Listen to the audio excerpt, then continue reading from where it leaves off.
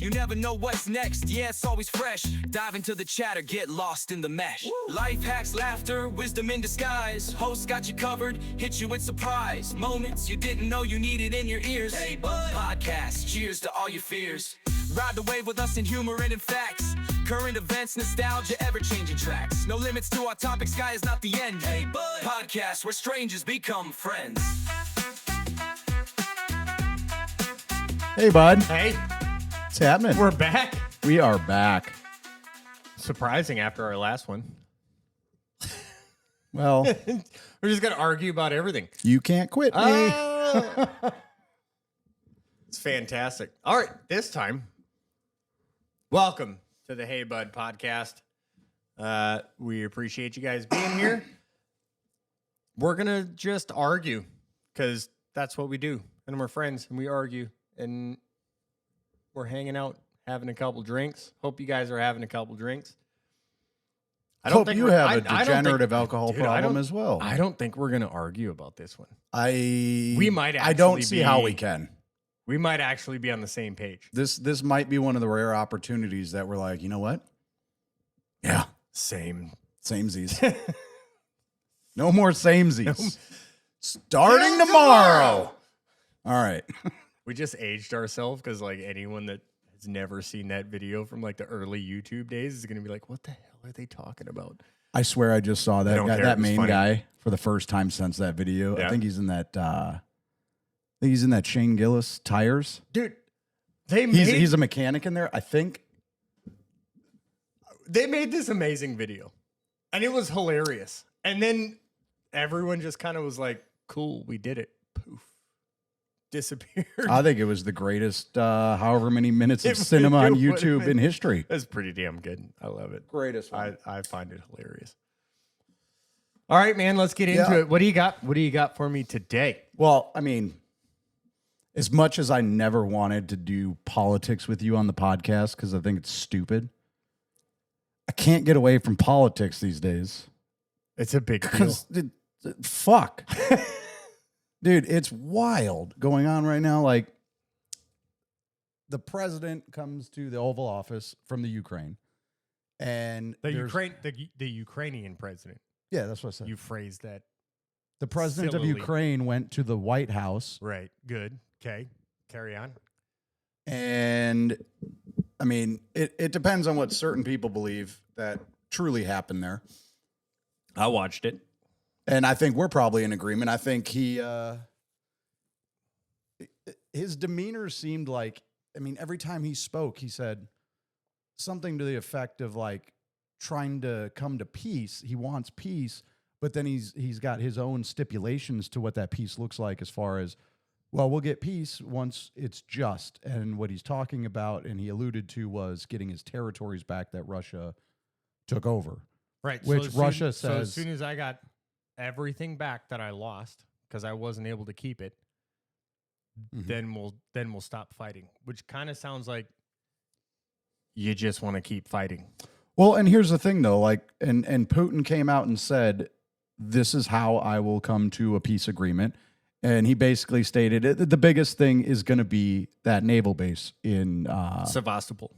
yeah, Which is in what, Crimea, right? To the Black Sea. Yeah. You're gonna have to. I mean, I did look it up. We should look it up because they're. It's- So it's- Russia. I'm just not has- sure that is Crimea, though, right? I'm not No, great I don't with think maps. it's Crimea. Russia has. Whatever. We'll have to look it up because Russia has a naval base, that is actually completely surrounded, right? And I believe it's surrounded by Ukraine, and it gives them access to the sea, and they're totally cut off. This base it's a multi-million-dollar base. Yeah, Sevastopol. Well, let's see where that is. Where is it? Is that the Crimea Peninsula? No. Look up Sevastopol naval base. Yep. Okay. So I think that's right there. So I went and looked this up a little bit but before we is did that this. Is that in the Crimean Peninsula? Because they have another one, I believe, that's completely. It's on the other side, way over there. But yeah, might be Black Sea, but I don't think is that the peninsula? The Crimean Peninsula? I mean, I typed in Crimea Peninsula, Yeah. and that's what's outlined. But I think that I don't know that that's under, well, doesn't really matter. The point is, So what I'll tell you, what I looked up is that for that specifically, right, the Crimea yep, and that naval base, that is essentially Russians' only, what did they call it? only access to the Black Sea. Well, it's their only access to any sea, really. I mean, there's Pacific, but to the Black Sea, which would they call it, like warm water, something like that. That's black. Yeah, the Black Sea is considered warm water. Yeah, so that's their warm water. Plus, and from all the background story that I've seen, because everybody's like, "Oh, Putin's this evil dictator," which, well, I mean, Putin's a fucking dictator. For sure, true. Yeah, So- got it. But why is he so hell bent on these? Why hasn't he taken over the entirety of Ukraine? And people are like, "Oh, he's going to take over the whole thing," but he hasn't. He right? might. He might want to. He might. He might want to, but I don't think that If this doesn't political get sense for him to figured do it. out, he might. Right. So, But but let's go back to you've been doing your research here on the history of the whole Ukraine situation. So why don't we start where you started looking up? Let's go through the history of kind of what's going on, and then we can kind of discuss a little bit further what the reality of the situation is. right. So I'm like, there's got to be a backstory, and everybody knows there is, but I don't think I've ever seen anybody kind of. Well, I mean, there's probably plenty of people that do, but at a stupid person level, like I need. Yes, you do. Yeah. So basically, I went back to see what it all had happened was, and the whole beef between them and whatnot. And I didn't go all the way back to the whole necessarily in and outs of Ukraine and whatnot with their territory, but basically from 90 on, right? So the Soviet Union fails or falls, whatever. Russia becomes a thing, and there was the whole not an inch eastwards that the U.S. Secretary of State told him or supposedly told him, but there's no official documents, so nobody knows true, not, I don't know. But there was, let's see here, 97, NATO to Russia signed agreement. NATO had no plans to station nukes or large military forces in states of NATO, but it did not specifically prohibit NATO from expanding. Right. 2008, NATO discussed Ukraine and Georgia membership. Obviously, Russia's not too happy. And I mean, to make an equivalency out of this, he argued the NATO expansion into, or it threatens the Russian security. So let's just say that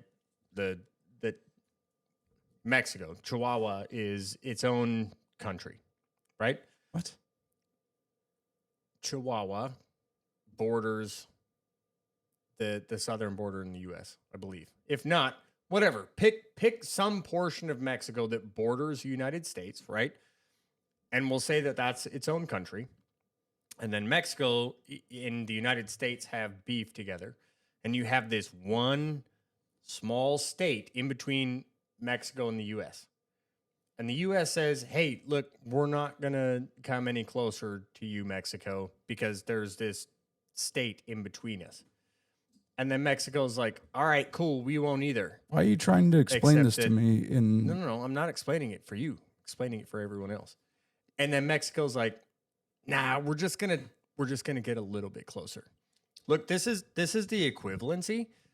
This is the equivalency on global politics of this.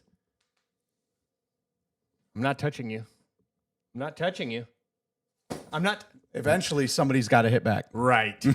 Right. So as we carry on through this history that you're giving, people need to keep that in mind. Like, what? I'm not touching you, but like eventually somebody's going to get fucking smacked. Yeah. Excuse my language. And here we are. So carry on. Right? Now, before I was so rudely interrupted.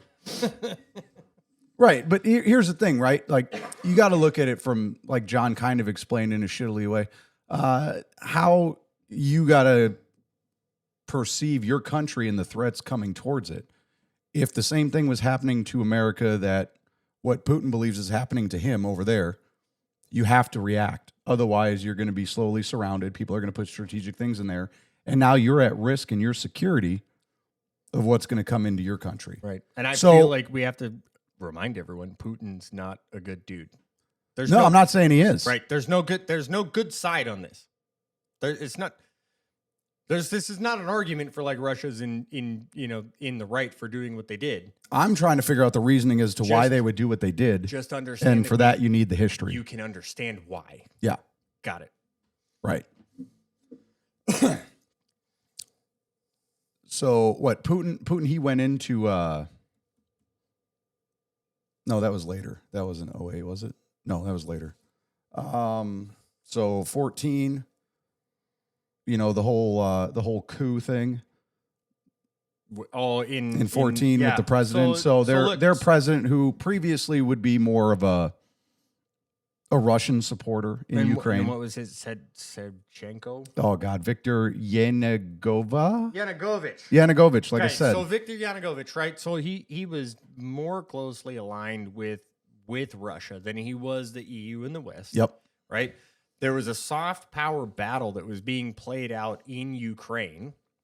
And this is outside of NATO. This is the United States, CIA, USAID, all these different players, EU players were in there, and everyone was vying for basically a healthy relationship with Ukraine. Mm-hmm. The leadership that was in place at the time, Yanukovych, was more pro-Russia, right? In 2014, right? All of a sudden now there's this uprising that happens in Ukraine. And then all of a sudden, Ukraine basically throws that guy out. He goes out into exile. The protests started, right? Protests, right? Which I'm sure that the CIA and our government had absolutely nothing to do, because we've never in our entire existence created a color revolution. 2014. And if you want to get into color revolutions, we can talk about that. No. We were just chilling. We were just hanging out, being Americans. Nothing to do with it. This is just what happened. There was no. I don't like your accusations, John. Right. No, I get it. My government would never do that. Yeah. So Yanukovych ends up back in Russia because that's the only safe place for him. Then we get into February 22nd, 2014 specifically. Correct. Yep. So, and then we get into the next leader of Ukraine. His name, off the top of my head, I can't completely remember, but basically a more pro-Western leader was placed into Ukraine. So for people that don't understand, the Ukraine literally translates to the borderlands.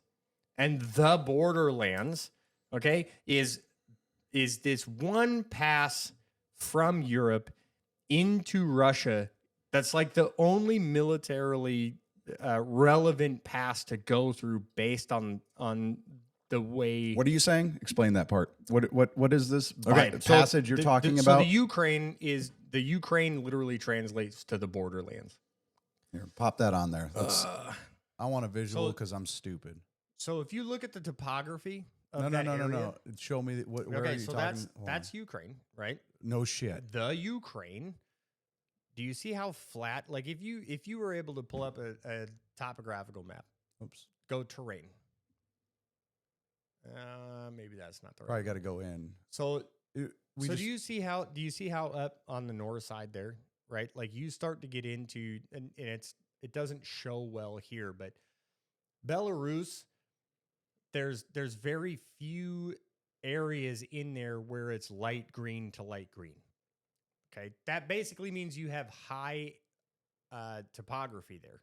It's either hills or mountains or whatever. It's more difficult terrain to pass through than it is to go through Ukraine. Doesn't look that hard. There's a lot of roads. Yeah, back out. Yeah, roads are not a great thing to travel on if you're trying to invade a country, but because it's a very narrow kill box to be on. Back out into Ukraine. Yeah, but I don't see the specific. Back out into Ukraine. Do you see Ukraine, how it's all light green? This is all light green from on Poland. the bottom there. from Poland and Belarus, right? Little scattered bits there. Yeah. Little scattered bits there, but you can come down through Poland, and you can shoot right into Russia. And if you'll notice, it's basically flat up to Moscow. Okay.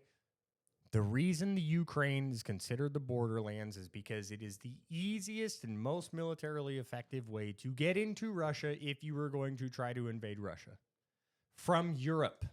If you back out even farther, go ahead and back out even farther so we can kind of see where. Sorry, I was trying to get a little. Yep. So you see, outline you there. got France, Germany, Poland, right? From Poland into the Ukraine, which the Ukraine is the only state, the only large state really that allows free access into Russia. Estonia and Latvia are not. I think Estonia is a NATO state, but you see how it goes right up against dark green, like mountains and whatever. So from Europe. So wait, you're saying that there's less terrain to get through there? Look at the terrain. Okay, yeah. I mean, right? there's. Do you see what I'm saying? Yeah, you got water. You're congested, and There's you're very congested small open opportunity. Yep. So you're coming into a fatal funnel in these different countries, but you get into Ukraine. Wide open. Wide open. Yep. This was the same thing that was done in World War II. Although I don't understand how they say in Crimea, or maybe because that base was already the established. base was already there. That's why that's more important than because they do have other correct. access The base was already to there. the Black Sea. That was already there, so that's why it's more important. Like millions and millions, The infrastructure. millions of dollars. The infrastructure was already there. Which, by the way, when Crimea was still under Ukrainian control, that military base was still controlled by Russia, and they were allowed to continue. No. So that's I also got that in here. So basically, here we'll pop back over there.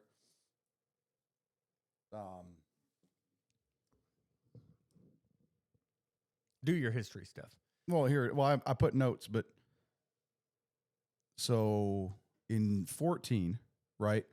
Putin flat out says he says it was a USA-backed coup to get that victored off, right? Which it wasn't, right?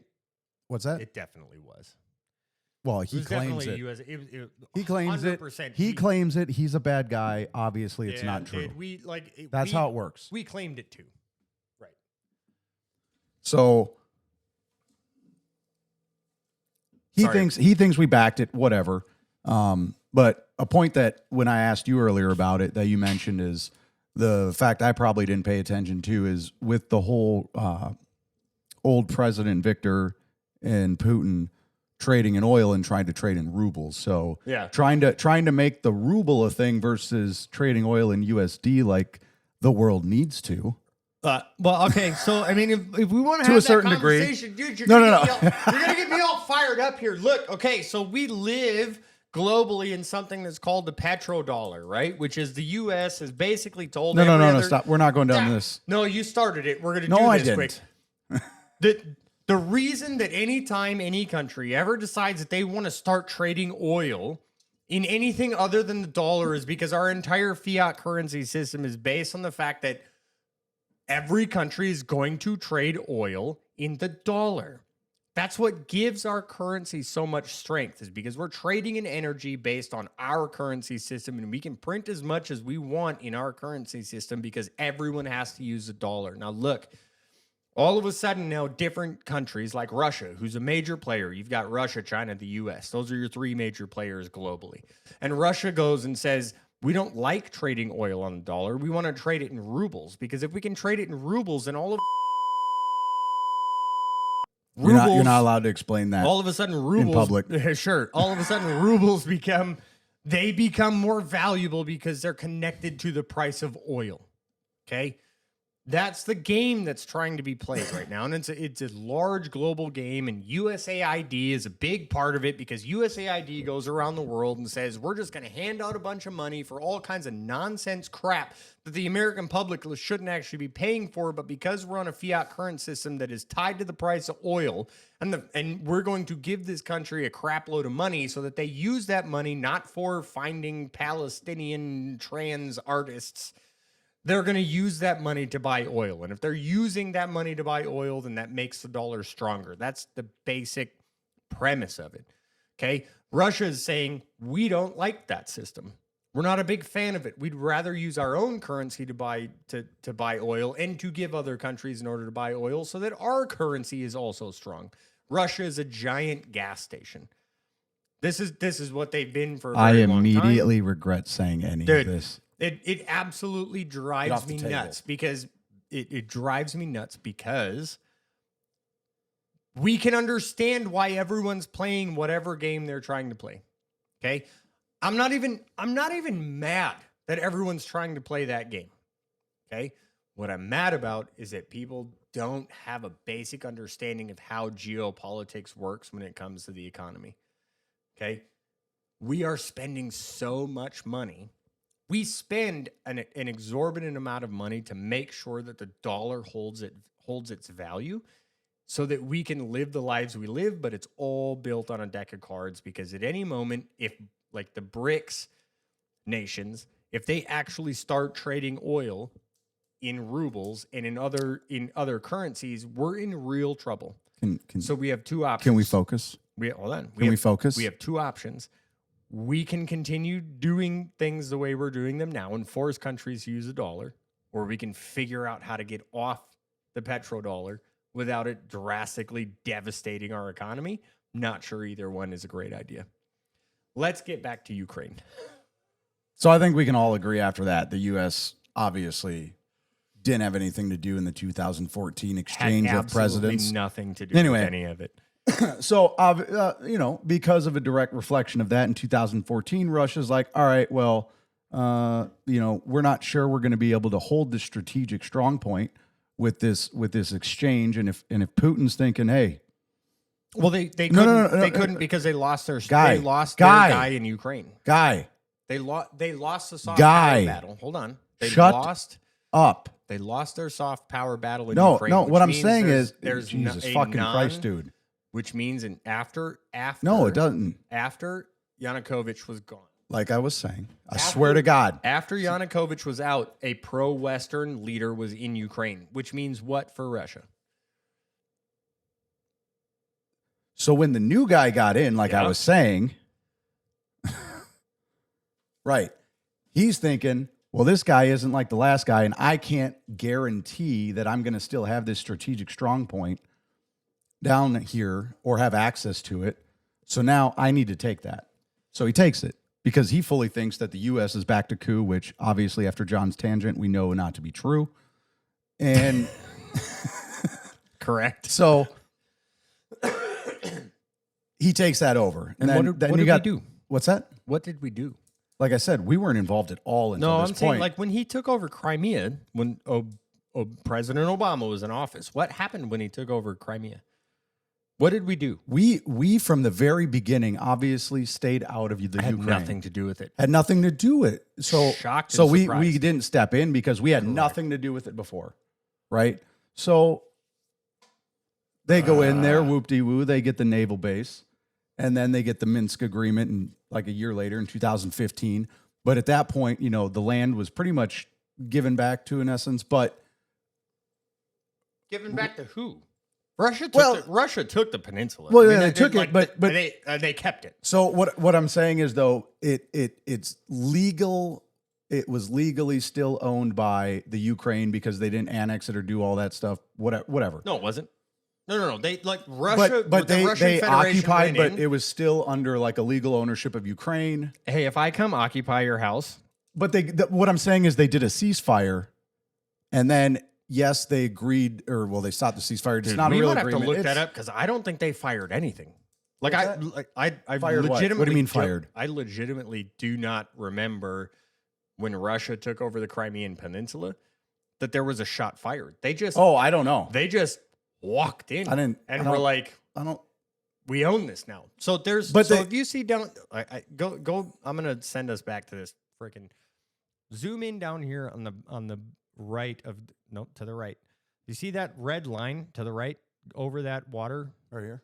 Yeah. I believe that's the bridge. Okay, you got that little red line goes to an island. Yeah. No. What little red line are you talking about? Maybe it's this not one? red.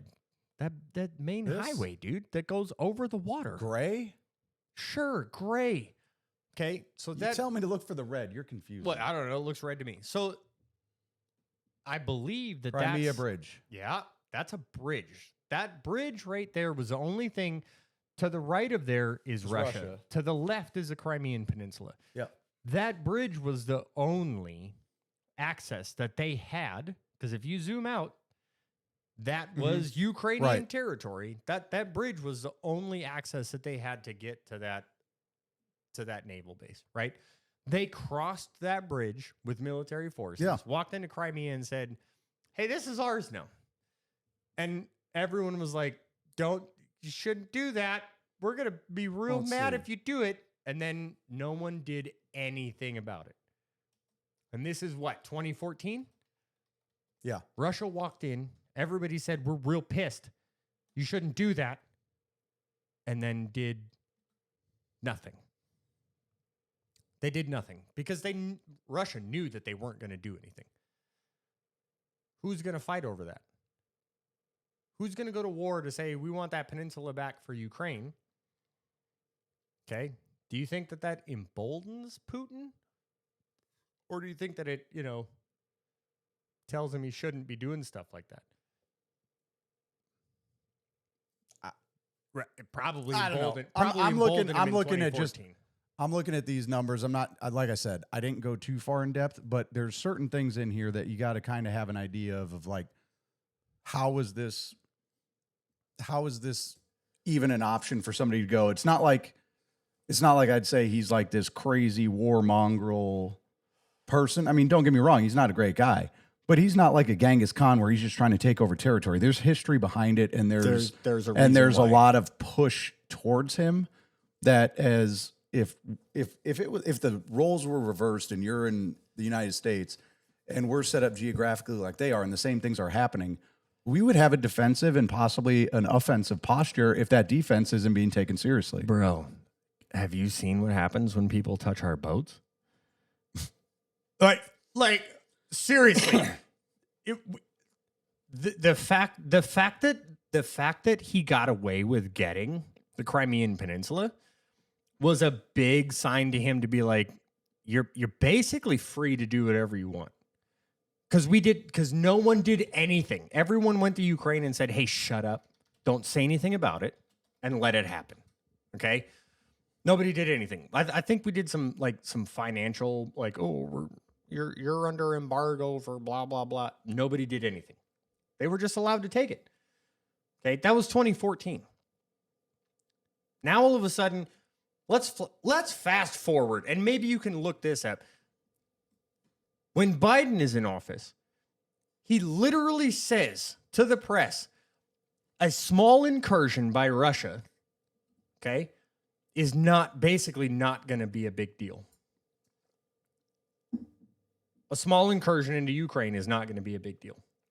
Like they already. I don't recall hearing that. Go look it up. You can look it up right now. It was wild, and then it was about like 2 months later, and all of a sudden Russia pops off this war in Ukraine. Okay, again, Putin, not a good guy. So maybe he was just down talking what it was really going to be. Probably fully knowing it would. Man, if you're even as delusional as he was, he had to know. If you're on a global scale and you're saying, hey, look, if one country kind of sort of just a little bit invades another country, like, that's not going to be a big deal. Like, it's a big deal. It's a big deal to the Ukrainians. Oh, and then all of a sudden it turned into a big deal. But it happens all the time. Turned into a big deal for the U.S. and in the EU.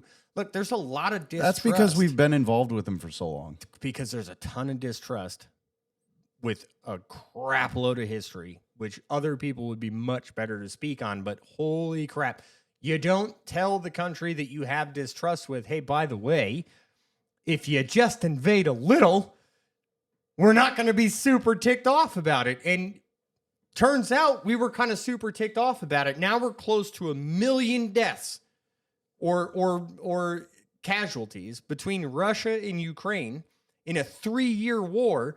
And they've moved they've moved almost nowhere.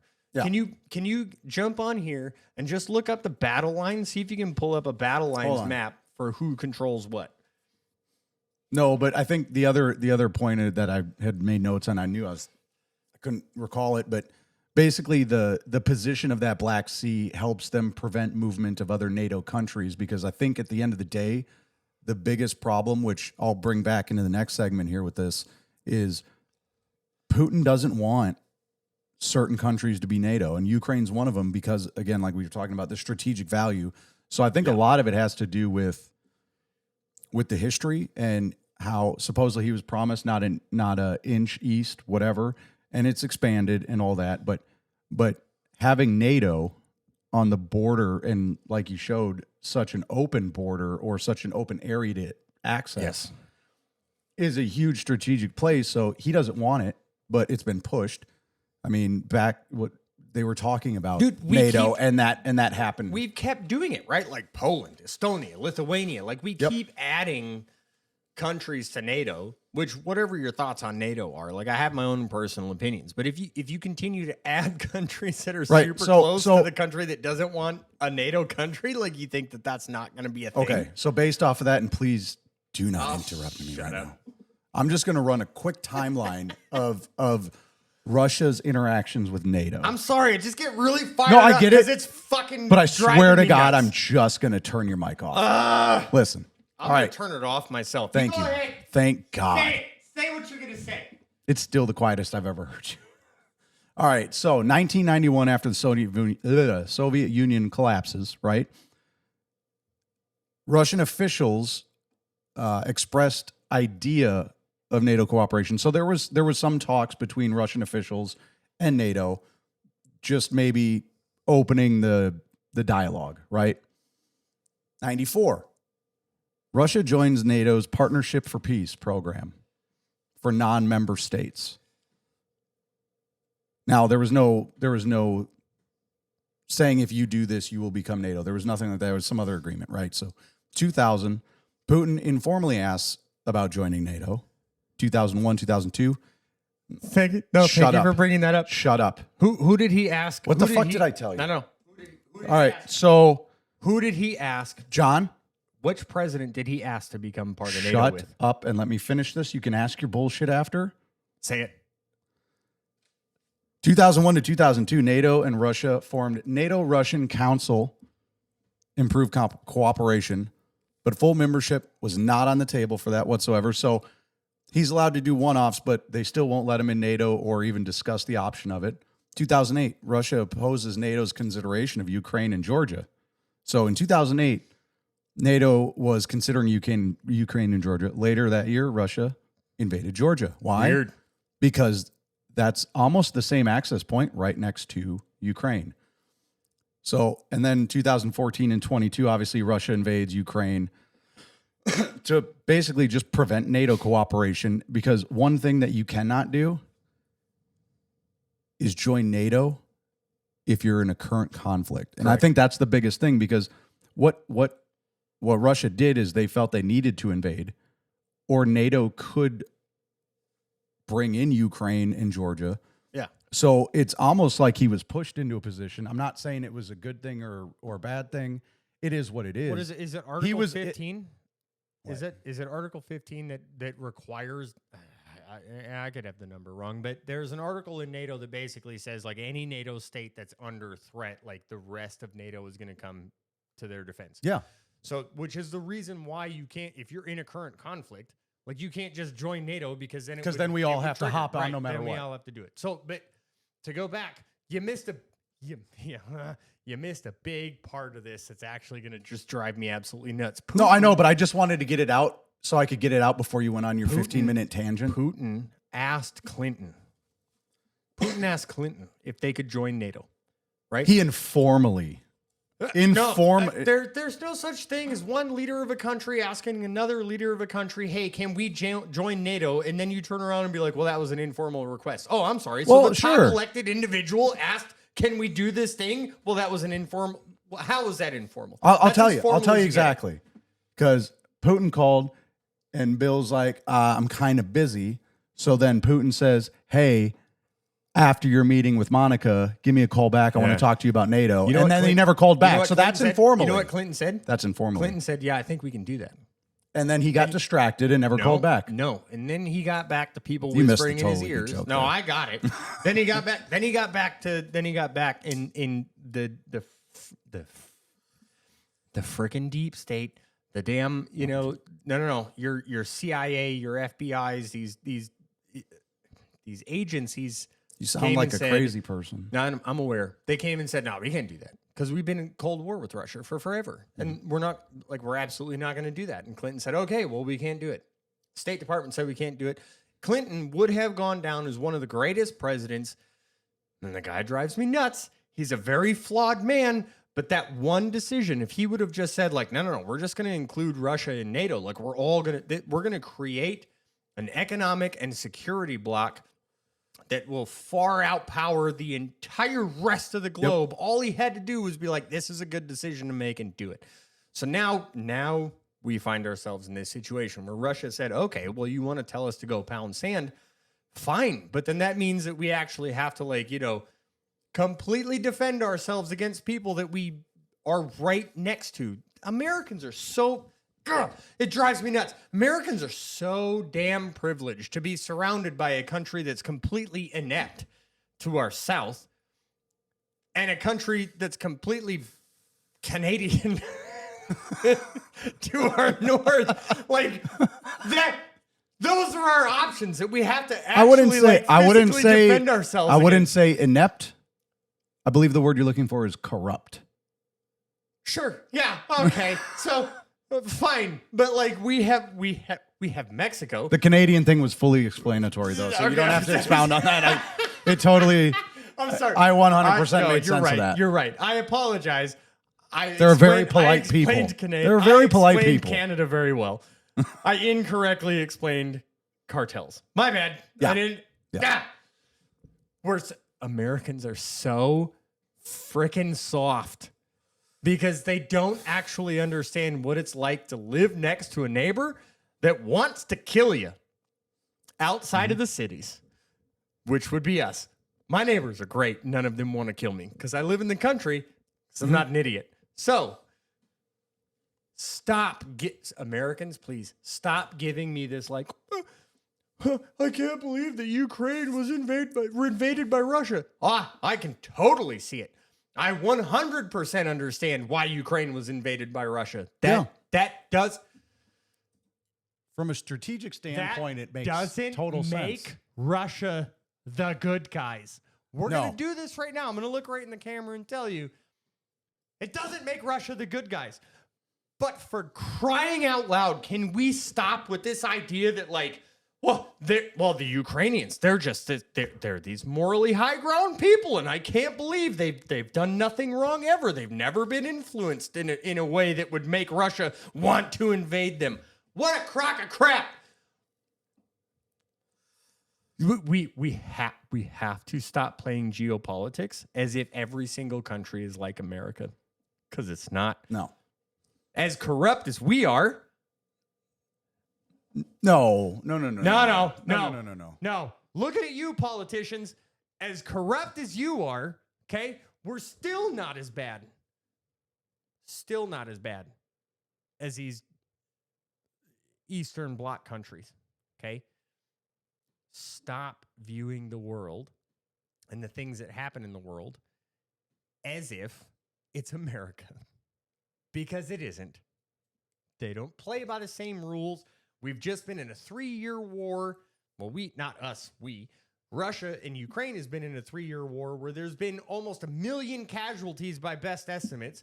And then these countries just keep throwing people at this conflict. You have to understand that neither Ukraine or Russia actually gives 2 craps about individual life. They will just keep throwing bodies at the problem, like they have done the entire time of their history. They do not fight war the same way we fight war. So when Trump says, hey, I just want people to stop dying, it's probably a good damn idea, because either one of those countries actually care if anyone stops dying. They just want to get to their ultimate goal, regardless of what the consequences of that goal is. All right, I'll shut up now. Turn my mic off. God, I'm so tired of these people. Go on. Sorry. You feel better? No. I'm still super ticked off, but yes. Well, go ahead. Like I said, America had nothing to do with it. And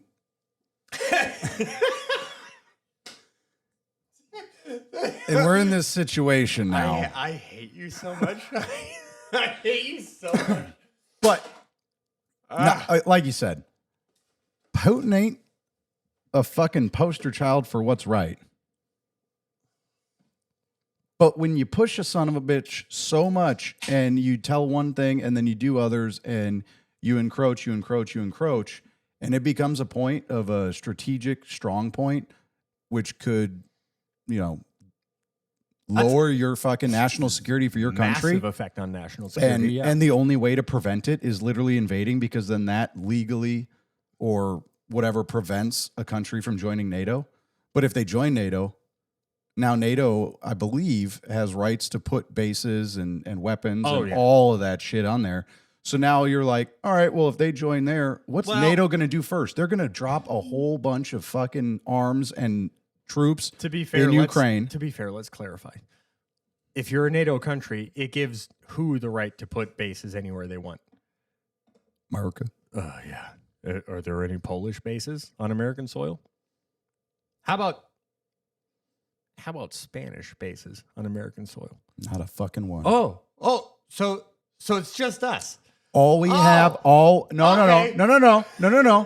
The only way you're allowed to have operatives is if you're with some sort of ISIS. Because they've got them. Was it completely ISIS NATO? Yeah, you can't be a legitimate country and have bases here. But apparently, as of late, you can have terrorist organizations. It just blows my mind that America's like, oh, NATO's this super good thing, and it's like, NATO just means we can just be wherever we want in that country, basically, and then we pay rent. Yeah. Okay. Look, Russia is looking at it going, we really don't want American bases on Ukraine. Mm-hmm. They're not looking at it saying, oh boy, I hope Ireland doesn't put a base here. Right. So, kind of our fault. Well, not that we had anything to do with it, but kind of our... I'm perfectly fine. It's the push of NATO. This is all over the push of NATO. Perfectly fine fighting soft power battles. I think I would much rather fight a soft power war than I would fight a kinetic war. Sure. Right? Got it. The problem is soft power battles can quickly turn into kinetic battles when you're fighting soft power battles on the border of the country you're fighting with. Come on. This isn't Ecuador. It's not like Russia and America were like, we're going to fight over Ecuador in a soft power battle, and Russia wins the battle, and we're like, not worth it. When you're fighting a soft power battle for, let's say Canada, let's say these polite Canadians, these people up here that speak French, all of a sudden Russia's like, hey guys, let's be best friends. By the way, can we put some missiles in Toronto? And they're like, dope, dude, do it. And America's like, shit, we lost. That's not how it works. It's not. Russia tried this. It was called the Cuban Missile Crisis. They put missiles down there, and we said, no, thank you. And almost started a nuclear war over it. The only reason we didn't have nuclear war is because Russia was like, oh, crap, Kennedy's serious. He is serious. This is before he got his... Never mind. Mm-hmm. We'll find out that later. Okay. It's coming. Paper's coming. It's probably going to be super lame. We're not going to find out anything. The point is, when you turn soft power and you lose a soft power battle, and you decide because you lost that soft power battle that you're going to make that a kinetic war, right? That's not a giant leap. It's not like somebody couldn't have seen that coming. Okay? Especially... What are you trying to say? Like, especially when you lose the soft power battle with a country that borders your country with the easiest access into your country from NATO powers that border the country you just lost the soft power battles to. Dude, this was the easiest. That's how it's dancing with World War III, depending on how it goes. But it was the easiest outcome to possibly see. It wasn't like, oh crap, we lost a soft power battle, but they do have to cross these giant mountain ranges. It's like, no, They got to go over wheat fields. They got to buy 4x4s. Dude. Look, America. Looking at you, America. Gross. You're dumb. Really, seriously. You are so comfortable and so safe that you legitimately don't understand. No. This is most people do not understand what actual threat feels like. They don't, because we don't live in a situation where we are. Do you know what it actively feels under threat. like? Huh? Do you know what it feels like? No, man, I live in the country. Yeah. Yeah. No. But I'm also not dumb enough to sit around and be like, okay, can I take 2 seconds and go? And I think I'm going to get to the situation argument again was that you're not this. going to agree with me. I no. think more people, they may not know why it's fucked up, but they know it's fucked up. Just again, to Sure, what degree they know. I think I don't think people are dumb. I think people know something's not right. They just maybe more than likely probably don't look into it or honestly probably care that much because That's what fair. does the Ukraine and Russia mean for us? And No. most people probably don't think a whole lot. So I'm a political junkie and I love geopolitics, right? So I will give you that I follow this stuff a lot more closely than most people do. I think that and here's a super arrogant statement, and it's not meant to be.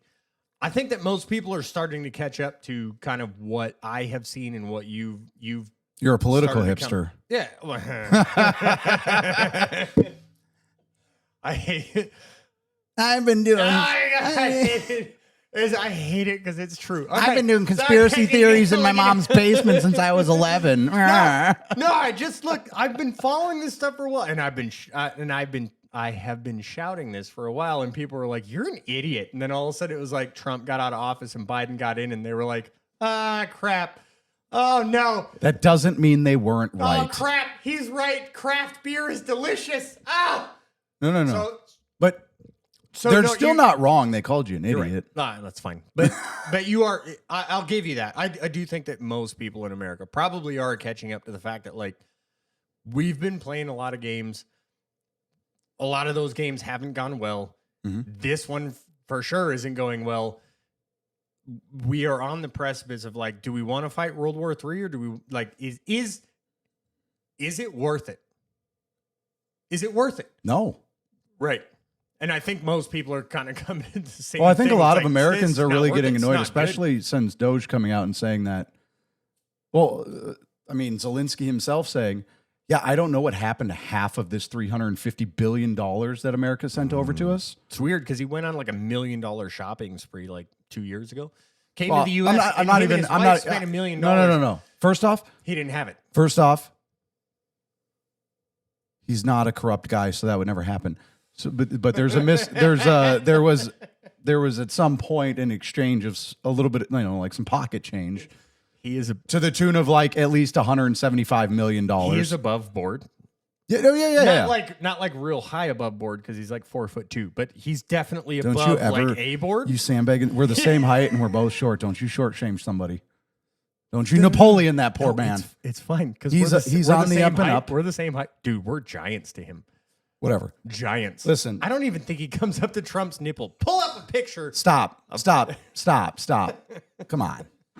No, Saint. I actually think it's true. You should pull up a picture because It doesn't matter what Saint Zelensky bought or didn't buy. What I'm saying is, obviously he didn't take the money, but he somehow lost it. Somebody in that chain of events stole money from him Dude, I hate that he absolutely needed for the war. I hate you so much. Anyway, and America is not involved at all, so we don't know what happened to it because we're not in that country doing anything at all. You're doing this thing where you're really trying to get me riled up, which I'm not. I'm just saying there's no evidence of U.S. involvement in the Ukraine. They're just their own country doing their own thing. Because you're going to get me riled up and then tell me that I'm not Stop with your allowed to- misinformation and let me finish my thought, okay? All right? The Ukraine, holy be thee, or whatever you people say. No. Uh, No. I hate you. Zelensky, who I mean, you can check it or not, but I'm pretty sure he was like a preacher, really holy guy, really stout individual. I think he was the one that he couldn't tell a lie when he chopped down a cherry tree, maybe. But I whatever. Anyway, so what I'm saying is this guy gets he's in a war and he's trying to fight a battle, and some fuck is stealing his money that we're giving him. Yeah, that.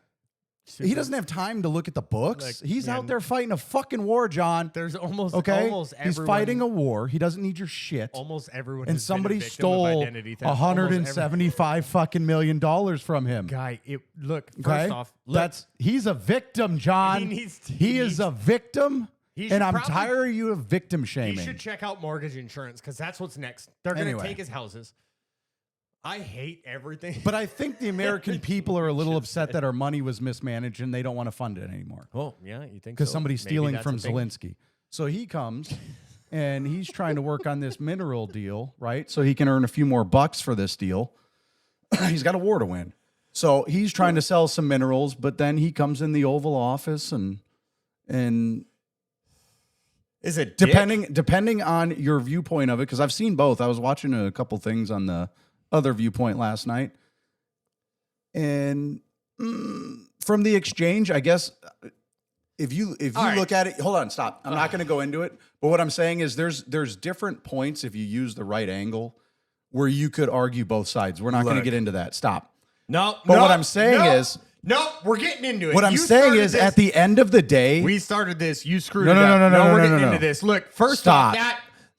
first off, Zelensky, as a former actor, he was an actor in Ukraine and, by the way, in Russia. He was on TV. Look, the we- man knows. I don't what wanna it's go like. down that far of a rabbit the man hole. knows Bring it what back it's a little like. bit. No, the man knows what it's like to be on camera and actually be performative. That was his entire job before he became the damn president of Ukraine. Right? Was perform on camera and make people like you. And this guy got so freaking rattled in the Oval Office of the White House with all of the cameras on him that he could not help himself.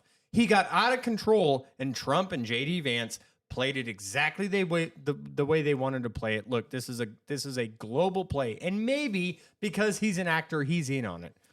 Maybe that's a possibility, but to get into an argument with the president of the United States on U.S. soil in the damn Oval Office and make it so damn public that it's going to go to a global audience, you have just ruined any chance of you getting. Look, first off, 4'2" Zelensky. well, I think From what- Ukraine, whose population barely even comes to one of the damn cities that we have in this country, and you're gonna sit there and you're gonna try to argue with the president of the United States and the vice president of the United States on camera, you lose. You lose. If you would have tried to do that with Biden, even if Biden fell asleep in whatever you were trying to say, you still lose. There is no good outcome from what he did. So either he got completely rattled to the point where he couldn't contain himself, or he's actually in on the shtick, and the whole point is to make it seem like the U.S. is going to stop backing Ukraine so that we can get a better deal or a better negotiation with Putin. Okay? Multiple outcomes from this. But dude, I really hope that there is a good peace deal that comes from this, right? So the UK and France is now working with the Ukraine. Nah, Shut up. With the Ukraine to try to come up with some kind of ceasefire deal. I at my heart of hearts, I'm really hoping that Zelensky was playing that role as an actor so that he could seem relatively weak and America could say, screw you. And basically Putin now thinks he's going to get the best possible deal that he's going to get from the U.S. because Zelensky looks really weak right now. I'm hoping that that's the outcome. I think, in all honesty, that he's just an arrogant asshole, and he actually thinks that he has enough sway and power to, like, dictate what's going to happen on the global scale. Sorry, bud, you don't. You don't have it. And Trump was right when he said you don't have the cards. You do not have the cards without America's involvement. You don't. I think there was two things that he made a mistake of in that. One, he kept alluding to securities and a just ending to this, which his just ending, he alluded to getting the sovereignty back of the places that Russia took over. Not going to get it. Not going to happen. So he kept alluding to that, like, we're going to sign this and that's going to happen. So he kept kind of saying that's part of the deal, but he's doing it on camera.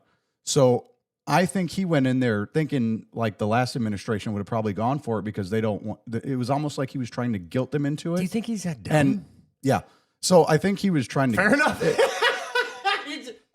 Yeah. I mean, Yeah, I think he's that dumb. he went in there with a shitty negotiation thinking that if he did this, they would react this way because there's cameras, this, that, and the other. And I think that's why JD even popped in the first place because he recognized it. And JD's smart. And basically like said what he said. And that's when the whole argument really kicked off. And then, you know, he's talking about JD, you know, shouting or whatever. And he's like, Trump's like, fuck no, you're not going to come in here and talk shit about my guy. So he was basically backing him up at that point. And I think he even said something else about, you know, basically alluding to JD Vance just being the vice president, why he's even here type of thing later on. I don't know. And then maybe he went because he's next in the succession line, you right. idiot. Well, and then he, you know, he was asked to leave the White House, that they've publicly stated they asked him to leave. Yeah. And then he immediately went on to Fox News and without saying sorry, because he refused to apologize. Shame on Fox News for even having him on after that, to be honest.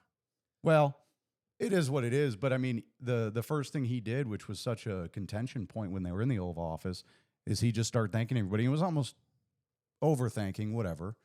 But he thinks he is going to get what he wants, but he can't get over the fact that that land is not coming back because of the strategic importance to Russia that it has with all these NATO things that have pushed over the years. Russia will never do it, and that will continue. And thank goodness that we didn't sign a deal, because if he's going to have the mentality of we're not going to sign a peace deal until we get our shit back, it's never going to happen, and it's going to drag us into it. I am so freaking tired, right? And it's not costing like American lives, but I am so But it could. tired. Oh, 100%. It could if we'd have signed that deal and he'd have kept doing some dumb 100% shit. it could. My point We're is in. I am so tired I am so tired of people losing their lives in this war that when it first started was like, this is like a 3-week deal. It's legitimately a 3-week deal.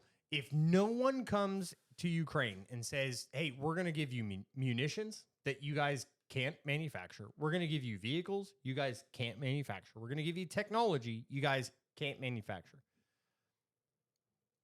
If we didn't do those things, war is over, right? Ukraine's done one really good thing that the U.S. is actually like highly interested in, which is the way that they're actually fighting with drones. They're not interested in the drone technology because we have that. They're interested in the tactics used by drone operators. How does this actually affect real world battlefields, right? What are you trying to allude? What are you saying here? Are you saying that Look, we have done this for testing stuff? Yes, 100%, dude. We've done this forever. And anybody that thinks that the U.S. doesn't benefit from other people fighting each other, it would surprise me. Oh, what? No. It was with us not being involved out there this whole time. It would really surprise me that we would be doing something like that now. Hey, Dom, let me ask you something. If you could learn new fighting techniques by having other people fight and you not getting hit in the face, would you prefer that, or would you rather learn these fighting techniques by having to fight? I'd probably just go on YouTube. Oh, okay, yeah, that's what we're doing. That's what the U.S. is doing. Look, the U.S., the United States of America, developed their fighting techniques. So what I'm based saying on is, YouTube, obviously, America's. We've been watching everyone for this whole time, going. But John, since we're Did it not work? involved, we're probably just observing and learning from it because we're That's- pretty reputable. We're super reputable, going And upstanding. Hey, and you guys want honest. to? Hey, try that. Did it work? Ooh, you all died. Hey, that doesn't work. Pentagon, it doesn't work. Look, Oh, it was probably like, oh, what'd you guys do? this is such Oh, really? Did it work? This is such Because a we're scam. not gonna we're not gonna like This is such a scam. interject And- ourselves into this, John. Look, I'm not. Come I'm on. Not, you know, my honest opinion is I'm not 100% against the scam. We've been doing this for years. I am What not scam? the scam of, hey, let's give one side ideas on how to fight and different tactics, and then we'll see if it works out for that one side. We're actually going to send our special forces in, which the special forces don't do. They definitely do not go into countries and then teach tactics to, whatever side we're backing. And then we definitely don't observe whether or not those tactics I don't think that's worked the or real not. reason Special Forces was ever made. You're right. Shame on me for being a freaking moron. But look, it is valuable to understand whether or not the tactics that we're teaching work, because we bring that back and then we tell our own soldiers, hey, here's what actually works and here's what doesn't. I'm okay with a portion of that. What I'm not okay with is a million freaking casualties combined by both sides, and no outcome that benefits America or Ukraine at all. There's been no general benefit whatsoever outside of money spent and lives lost, and I think that's egregious. If we were going to say, hey, look, you have a moral cause, country X, we want to back you. We think you're doing the right thing. We want to stop whatever country is attacking you because there's an economic or a moral advantage to us doing that. We don't have that here. We do not have this. Sorry, in this I country. zoned out. You went on a very, very long time. Fine. Tangent there. That's fine. You're not a political guy. You're just long-winded. There's a lot of death and destruction for very little benefit. But that did remind me of another subject that I'll just tell you about now that we should do one on. As I was researching this whole Ukraine, Russia background and all that, there was a thing I came across about China. And since you brought up how there's like over a million, hold on, stop. Started? I'm getting you riled up for the next one. But if you look at the number of deaths over the years of China from just either their wars or their famines, it was like 65 million people. So we should dive into that next time. But I'm just gonna get you from the way that I saw your little vein pop out your neck. It's gonna be a good one. What is the largest? Okay. Anyway, so back to Ukraine. No. What is the largest? What is the largest cause of death globally in the last 100 years? What's the largest cause of death? From what I understand of it, is probably Hep B, and that's why we give vaccinations upon birth for that one. It's fucking communism. Communism is the largest cause of death global. I don't even know. Why? Why would you say that? Well, because China. We are the country of truth and transparency since our birth, John. And we don't. Now you're doing. If they don't say none, won't be none from us. We don't get involved. You done two lies now. We're not. Look. That's what I was told. I love you. I can't stand you, but I love you. But so we're gonna go over China, and that's gonna be a good one. Let's not. We're gonna go over China. We should have just called the name Rabbit Holes. It's gonna be fun. You're doing this thing where you're gonna get me all fired up. Yeah. And you're getting me all fired up. Mm-hmm. We're gonna do it anyways. Mm-hmm. All right, cool.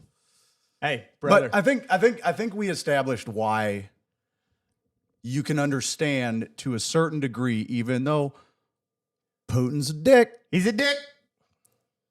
You could understand the reasoning behind why he thought it'd be a reason to invade. Yeah, I can understand even why a bully hits somebody sometimes. That's a thing. Right? It's not a great thing. Or would you say when a bully has to defend himself? Same difference. Yep. Same premise. Yeah. Like eventually, even though the bully picked on everybody, he's going to get attacked and then he's going to have to hit back. Mm-hmm. Still makes him a bully. Sure. Is what it is. But you can understand the reasoning behind the bully's tactics yeah. if you know the backstory. Yeah. But at least we're not being attacked by Mexico. By Canada. Shit. Well, Details. Anyway. Drones for everybody. Like the new ones? No, just the Predators. It's fine. We got, dude, that new. We're not. No. We're not going to start the this new whole Ninja thing. Blade missile. Here's the deal, bud. I got to piss. But I think we All right. figured out why Russia could have invaded Ukraine, and maybe the reason is behind it. We probably did a piss poor example of really diving into real numbers and such, but there's a rough outline and a little bit of information. Yeah, but we got to drink some beer. But even I didn't drink any beer. I did. We got to drink some beer. We got to talk about geopolitics, and that's fun. Yeah. Let's do that again. Next and I'm going to get China. wild. Hey, look, like, subscribe. It's a very rudimentary podcast. Hopefully our friends will get a good laugh out of it. But like and subscribe. That's the best way to help the channel. And we'll continue to get better. And guys, cheers to you. Thanks so much for watching. We'll see you next time. You never know what's next, yeah, it's always fresh. Dive into the chatter, get lost in the mesh. Life. You never know what's next, yeah, it's always fresh. Dive into the chatter, get lost in the mesh. Life hacks, laughter, wisdom in disguise. Hosts got you covered, hit you with surprise. Moments you didn't know you needed in your ears. Hey, bud. Podcast, cheers to all your fears. Ride the wave with us in humor and in facts. Current events, nostalgia, ever-changing tracks. No limits to our topic, sky is not the end. Hey, bud. Podcast where strangers become friends.